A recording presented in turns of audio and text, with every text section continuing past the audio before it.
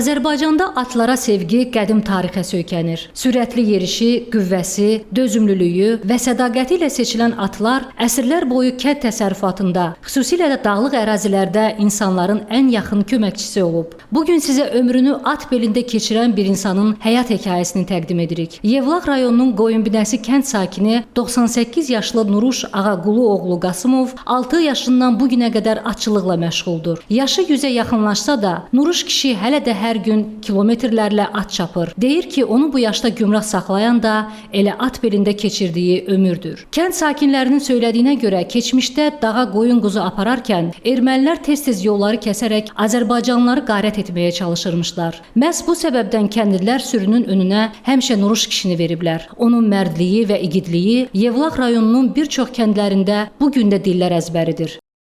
6 yaşımdan at sürürəm, ancaq çöllərdə qoyun qırağında olmuşam. Minib qoyundan gedirəm dağlara. O çətinliyə gəlirdi ki, dağlara bizi qoymaq istəmirdilər. Davamız düşürdü. Lap yaxşı gedirdim, qoyun aparırdım, mal aparırdım. Yaylağa aparıb orada saxlayırdım, payızda qayıdıb gəlirdim. Nuruş kişinin sözlərinə görə atı yaxşı idarə etmək üçün bu sənətə uşaqlıqdan başlamaq lazımdır. Yaşına baxmayaraq o bu gün də çobanlıq edir.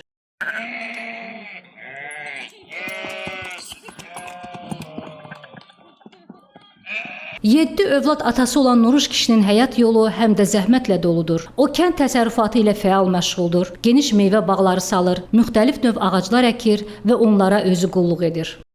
Ağaçları əkdiyim 15 ildir. Ancaq özüm əkmişəm, sulamışam, becərmişəm. İndi yiyən yoxdur. Bax, bu nəyə xarabdır? Deyirlər onun adı nədir, adını bilmirəm amma. Xurma olmalıdır. Mən xurma deyirəm elə. Hə, xurma. Nuruş kişi yalnız gündəlik işləri ilə kifayətlənmir. Ruhunu musiqi ilə bəsləyir. Bəzən özü üçün zümzümələr edir. Dağların sükutunda, atının belində və ya bağlarda işləyərkən keçmiş xatirələrini və kənd həyatının gözəlliklərini musiqi ilə ifadə edir. Bir o müşkül getdi Şah dağına çatıldı.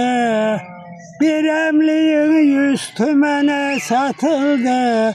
Xəzəl olacaq pullarını dağlar, oy pullarını dağlar.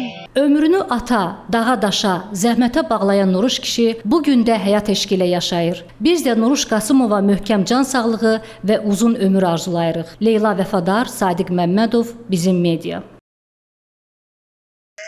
Qohumdan, qardaşdan yoxdur harayım. Uçdu getdi ömür sarayım. Keşke uçan tağlarımı hörən olaydı. Bülbüller geç deyilər yaz baharı. Quşlar da çağırır bafadarın. Ayrılıq köçün qəm qatarın. Qaytarıb vətənə sürən olaydı.